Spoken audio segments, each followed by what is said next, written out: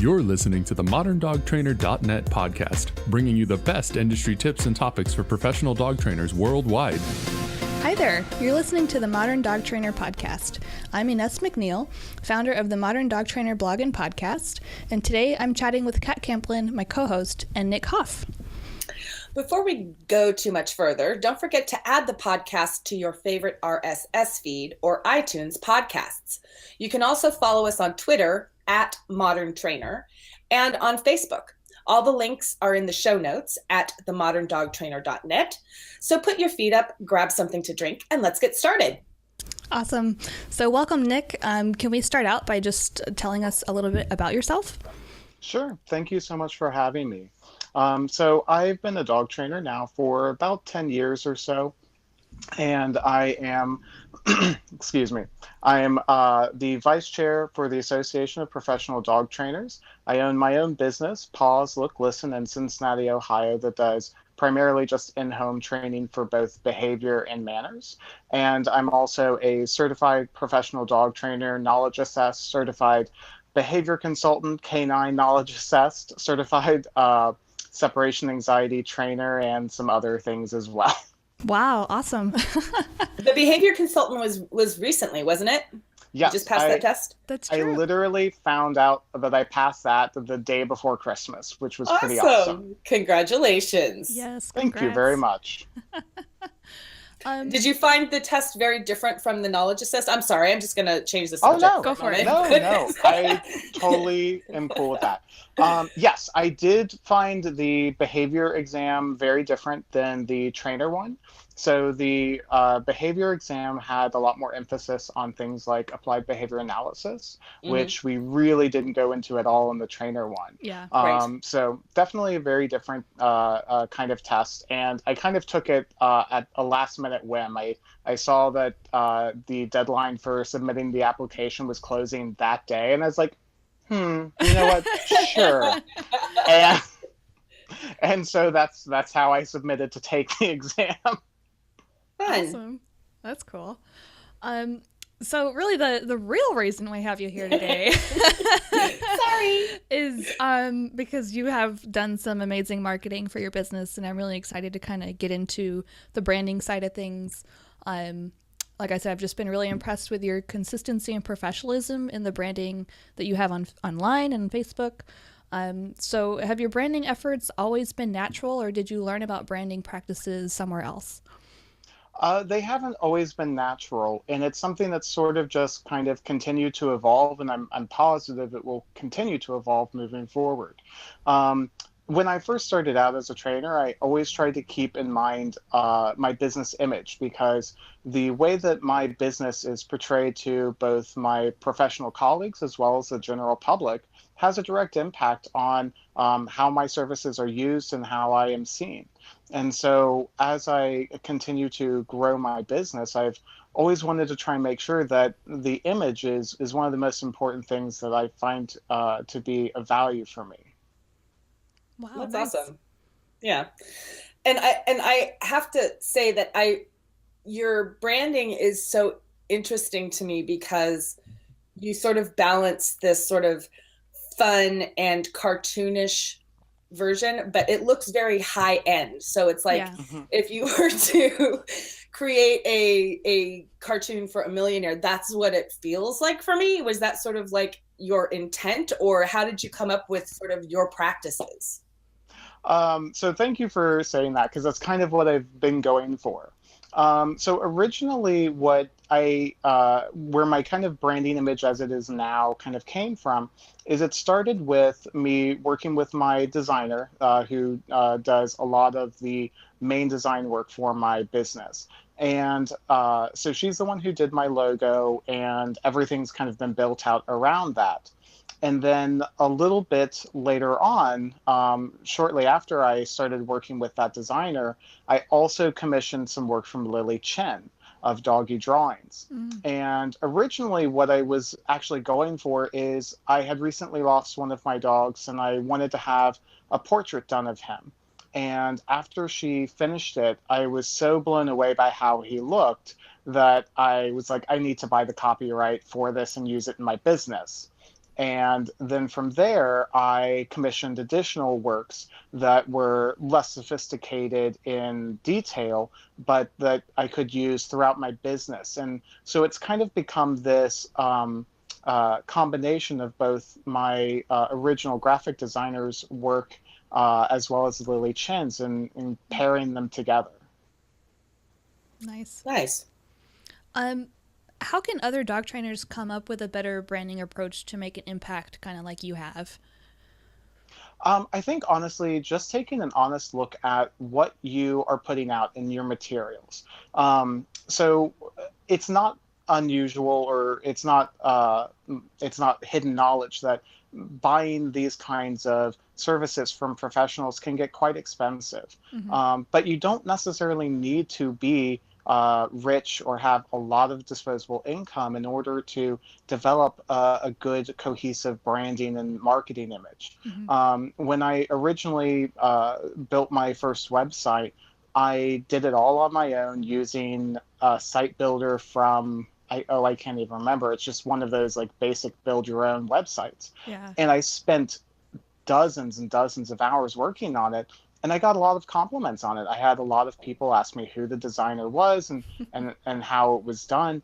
And it was just I took kind of an outside look at it, and I wanted to show people that I am a professional. And this also comes a lot from my age. So when I started out, I was around 20 years old. I'm just about to turn 30 now. So when I first started, I wanted to make sure that despite my age, that I did come off as a professional. Right. So looking at what you're currently putting out and trying to figure out how can you make it look more professional, more well-designed, more streamlined, makes a big difference. And again, it doesn't have to be something that you're spending a ton of money on, but if you're not spending a ton of money on it, you're probably needing to spend a lot of time on it. And Right. get outside perspectives. Ask your friends and family, but also ask your current clients, ask friends of friends to get a better evaluation on what you're doing. Because when I look back at some of the earlier marketing materials that I've put together, at the time I thought they were really, really good. And now I look back and I go, oh my God, those are awful. Yes. And I almost feel like I'm probably going to feel that same way about what I currently have in 5 or 10 years. Right. But getting outside perspective can really help, I think, make a large difference. Because the image that you put out to the general public and to your colleagues makes a huge difference. I get a lot of compliments on my website, on all of my materials, my presentation, from my colleagues, from my clients. And I have a lot of people who tell me, I chose you because of your website. I chose you because of this folder my vet gave me. And this is how you make an impact on your clients and on your community. And it's how you can be successful. Right. Definitely. Yeah, and I did a complete rebranding of my website in June and saw a huge drop off in clients, as well as people telling me, hey, I chose you for your website. So the flip side is if you're not getting that kind of feedback, something's wrong. Yeah. Right. No, that's actually that's a very good point. Yes.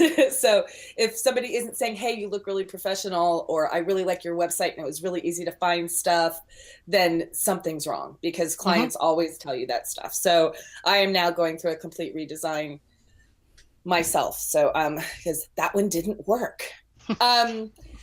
So how does your branding, we always think about, can we brand to the type of clients that we want? So if you want sort of like the everyday body, sort of, you're going for the lowest cost trainer, you would market your stuff that way. If you're going for really high end, you look for your materials look really high end. So do you think your business branding is getting you the type of clients that you actually really want to target? Absolutely. I absolutely love my clients. I have some of the best clients. I've done a really good job of trying to weed out the clients who aren't going to be good ones for me early on in the process, preferably before they schedule an appointment with me. I don't see every client that contacts me, because if they're not going to be the right one for me, then I don't want that. And so, yes, my branding and my marketing has specifically been geared towards getting the types of clients that I want. I want to come off as a professional, as knowledgeable, as a cohesive product, because that's what I am. I'm a product to my clients. Mm-hmm. And if I don't put off an image that is reaching the type of clientele that I want, then that's a problem for me.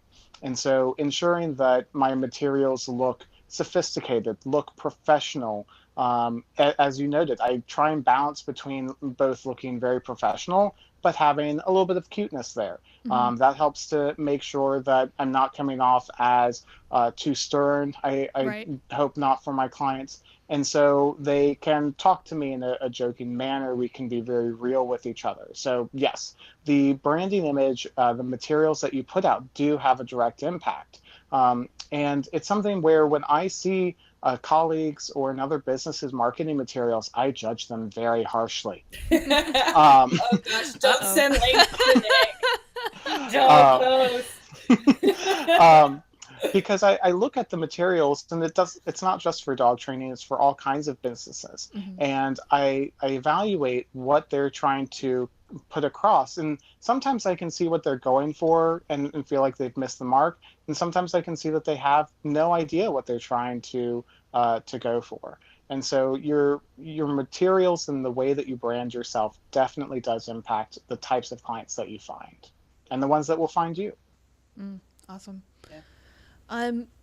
Outside of just general branding, are there any specific marketing tactics or strategies that you've used that help attract those ideal clients? The ones for me that tend to be the best are so I do, it's kind of a complicated thing. Marketing and is something that you don't necessarily see the immediate direct benefit to. So I have a few different things that seem to help me pretty well. So for one, my certifications are a way that I brand and market myself. I have tried several times to go into a vet's office and talk with a veterinarian or the office staff about referring their clients to me, and it's never worked. It has absolutely never worked. I've never gotten a call back or anything along those lines. Yeah. And it's, as a result, it's not something I put a lot of time into. However, I have had a number of vets contact me directly because they found me through a certification. Yes. And so as a result, those vets know already that they should be looking for something a little bit higher end, and they can then refer their clients to me. For all of Nice. those vets, I provide a very professional folder that is filled with around 15 to 20 handouts that I just give to them free of charge, and they hand those out to all of their clients. And those are oftentimes one of the main ways that clients find me is through receiving my materials from their vet, someone that they trust. Right. And then the other way that I tend to be found by a lot of my clients is just through a solid Google review or Google search engine results. A lot of times my clients just say they just Googled me or Googled for a dog behavior professional, and they came across me, and then they landed on my website, which made them want to contact me. Right. That's very cool. Awesome. As a side note, the only veterinarians I have ever gotten by asking were when I met them at a network event and they were drunk. So if you can find where they're going to go and make sure that alcohol is being served, then you're in, really. Definitely. So can you explain what your ideal client is and how you actually formulating a really clear idea of what's the best type of client you want to work with that sort of reverse impacts how you're marketing to them? Sure. So my ideal clients tend to be upper middle class clients.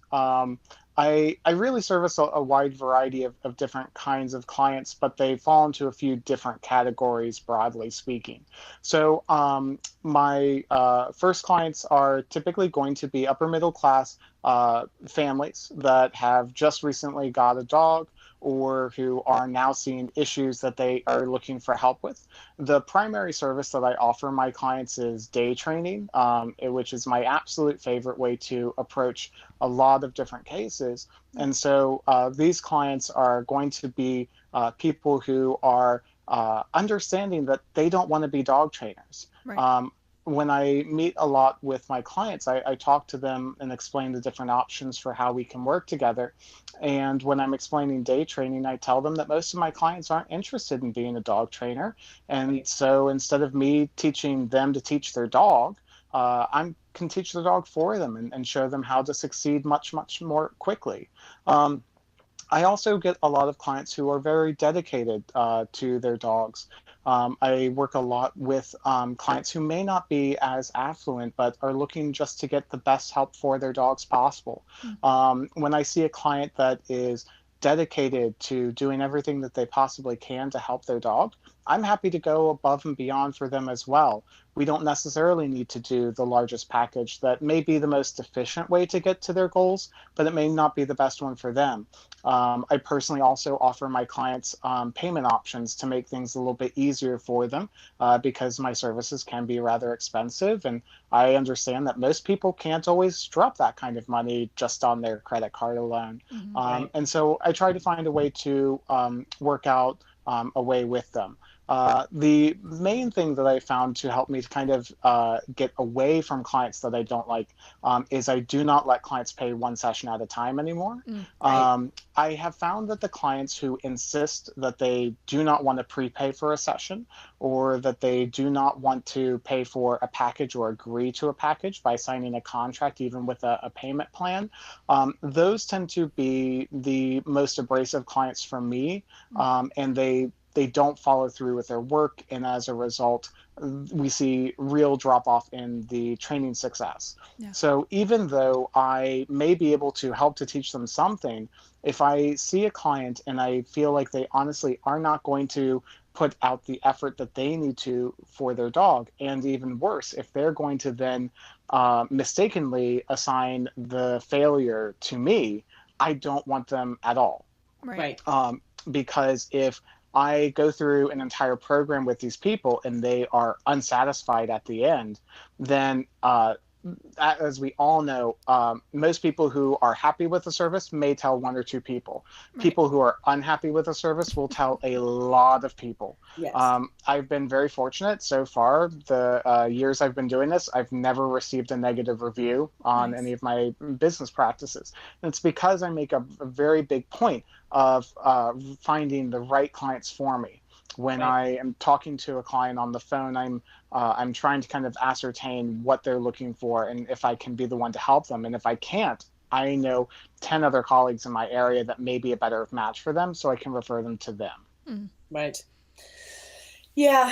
And so what I noticed about all of that is you're talking about the people that you're targeting, not the type of behavior cases or a type of dog or a size of dog or a breed of dog or any of that. You're targeting people. Is there a reason that you chose to go that route instead of BMOD or puppies or whatever? Or breeder versus rescue? No, that's a really good question. I suppose probably the reason why I haven't put any emphasis there is because in the beginning, I honestly was trying to find any clients I could. When any of us are starting out, we are, in a way, desperate to find clients. And so we're not going to necessarily, at that time, we don't have the awareness that we can do this, but we don't want to necessarily market our materials or our branding to a specific type. And so in the beginning, I did try and put a little bit of emphasis on giant breed dogs because I have 4 St. Bernards myself, and I love working with giant breed dogs. But the thing that stopped me is one of my best clients, when I was doing some rebranding, she said that she had not seen that before, and if she had, she wouldn't have called me. And so, because she did not have a large breed of dog. And so if you get too specific in how you're marketing, if that is not the only kind of client that you want, you can definitely shut out possible ones that you would want to receive. I have thought about marketing my materials more towards specific types of cases that I would want to see, but I honestly really enjoy the balance that I see right now. Right. I see a wide range of behaviors and issues. I have new puppy owners. I have newly adopted dogs from rescues. I have dogs with severe behavioral issues, whether that's aggression, reactivity, separation anxiety, whatever. And I really enjoy having a beautiful balance of all of these different kinds of clients. And it helps to make my job a little bit easier because like earlier today, I was working with a dog that was adopted just right before Christmas. They were having some severe issues. We finished our first week of day training last week, and they said that it's a miracle difference that they've already seen. Then I had a new puppy owner this morning as well. And I'm going to be working with a giant Great Dane who drags his owner across lawns after dogs after this. So Nice. I get a beautiful balance. And so I think that doing more of a niche marketing in terms of what types of dogs that you're looking for can be an incredibly smart way to gain more clients and become a better referral source for especially your area colleagues. That just hasn't ended up being the way that I wanted to go because I enjoyed continuing to see all these different kinds of dogs. And so basically, what I always tell people is I work with pet dogs. If it falls under that category, I can help you. If you're looking for something that's a little bit different, maybe service dog training, protection training, anything along those lines, competition obedience, that's not for me, and I can refer you to someone else. So I focus on pet dogs and everything that falls under that category that I'm qualified to help with. That's a nice designation because I kept going back and forth of like sort of labeling it as like a jack of all dogs. Like I do it all. I'm a jack of all dogs. Right. But I really like the separation of a pet dog or companion dog versus service dogs versus competition or working dogs or sports dogs. Yeah. That's nice. Yeah, definitely. So in preparing for this podcast, you also mentioned that you one of your fields of expertise is being an efficient trainer. So I want to dive into that a little bit more. Can you explain what that means? Sure. So one thing that I have found through doing this now for as long as I have is there's always ways that we can become better and more efficient in the way that we operate our business side of things. And there's a lot of different ways that we can do this. So for example, I didn't figure this out until probably about probably 5 or so years in, that if I had a client who bought a package of training sessions, when I made an appointment in my calendar, I could put what number session they were on. I'm not kidding. It took me a long time to figure that out because I would just go back and count through. I know it was very bad. But we can always find ways to try and make things a little bit more streamlined. So I now for my scheduling, I do all of my scheduling online. I use Square appointments, and it has made such a world of difference in allowing me to be much more quicker with my clients and being able to tell them what's going to be available. So instead of having to spend literally 10 minutes on an email, bouncing back and forth between my calendar and the email, typing out, okay, I'm available on this date at these times, on this date at these times, and then waiting 5 days to hear back from them telling me, oh, I'd like this time, and it's now no longer available. Right. Yeah. And it was just an infuriating thing.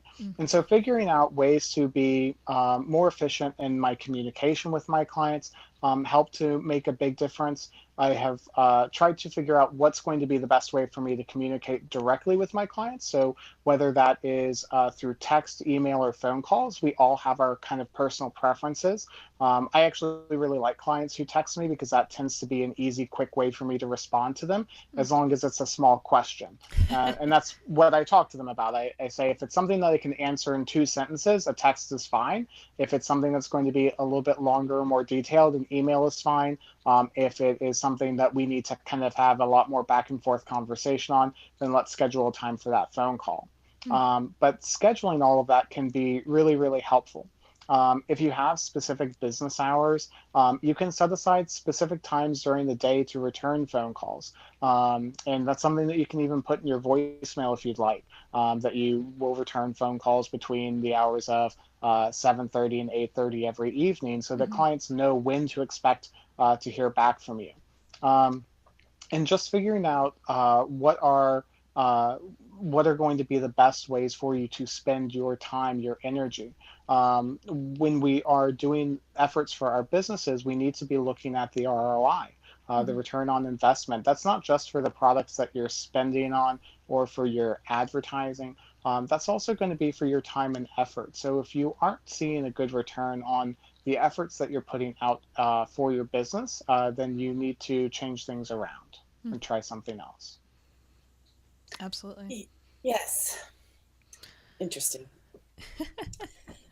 Yeah, the scheduling thing, it's so weird that I hear a lot that people have problems scheduling. It's like, I get somebody booked the second I get them on the phone, and I book the next session when I'm leaving, but I realize that that's more when I'm working with the client and not day training, right? So your day training means that the human isn't in front of you to schedule the next period. Is that right?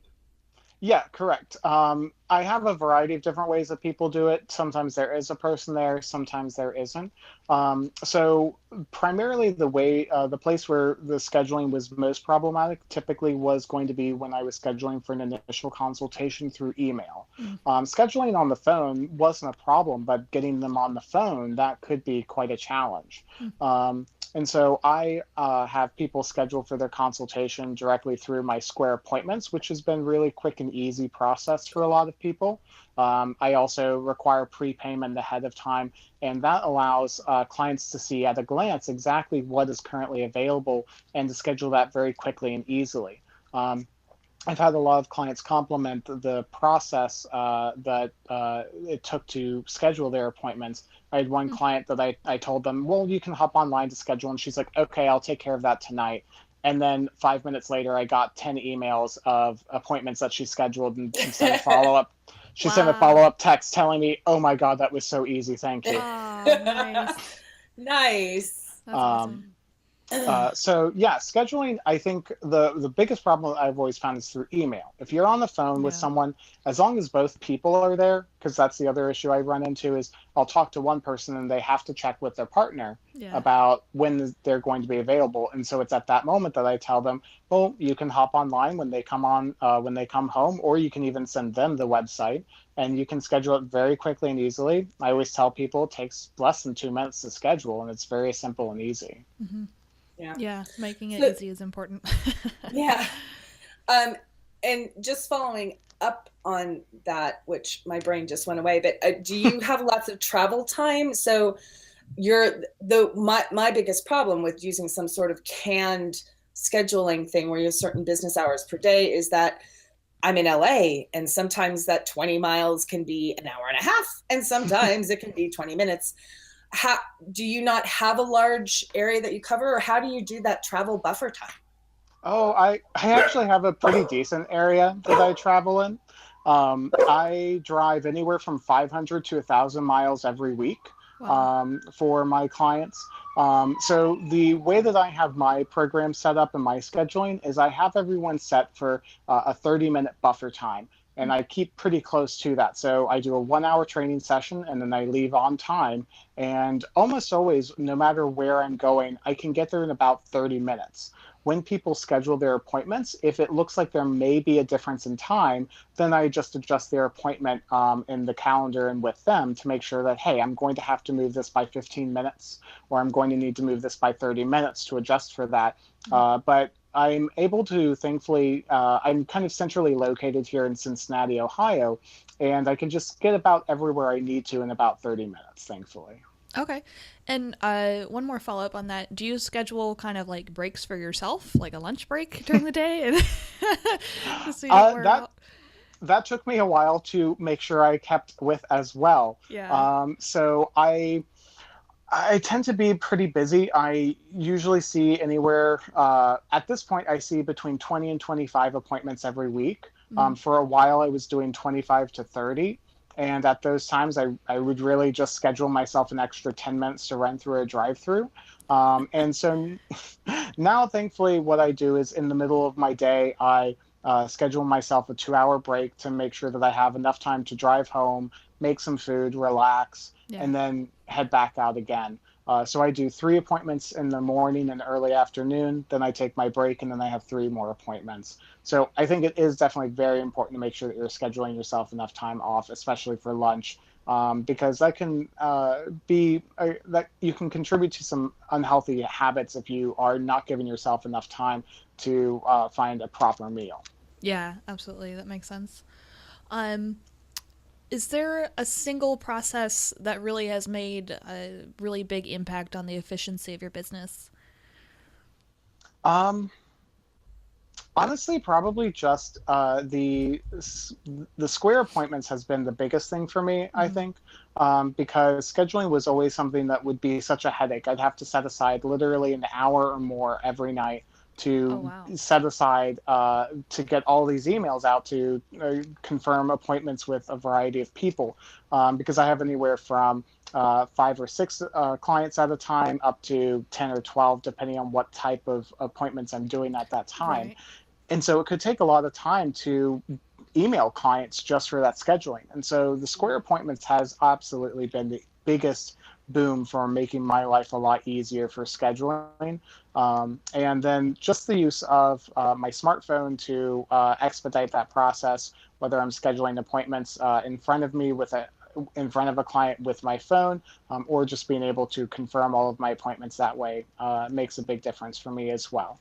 The other thing that I do for efficiency, I suppose, in sort of a roundabout way, is I don't take written notes anymore. I do all of my notes digitally. I use a Surface Pro, and I take that with me to all of my appointments, and I'm able to write on it just like a pad of paper. But instead of having this stack of papers from every appointment that I lose inevitably, I have a folder in my computer that is saved in Dropbox so that I can access it anytime. Even if I'm on my phone leaving an appointment and heading to the next one, I can double check my notes from our previous session to see what we did so that I can remind myself. Awesome. Yeah, that's smart. Awesome. Well, that's it for me. Kat, did you have any last questions? I don't think so. My head was swimming, and then I had UPS at the door, and the dogs were crazy, and completely lost my brain. No problem. No worries. Awesome. Well, thank you so much, Nick. It's been a pleasure having you, and I think you shared some really, really great tips for everybody today. Absolutely. Thank you so much for having me.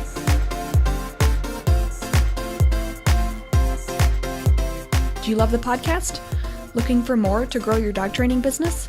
Check out our website at themoderndogtrainer.net to learn more from our blog, join our Facebook group, or take a course.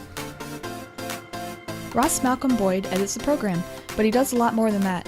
Visit rossmalcolmboyd.com for rainbow unicorns, online music lessons, and more. Thank you for listening to the Modern Dog Trainer podcast. Don't forget, you can check out the show notes at themoderndogtrainer.net/podcast. You can also share your thoughts and support our podcast by leaving a review on iTunes. Until next time.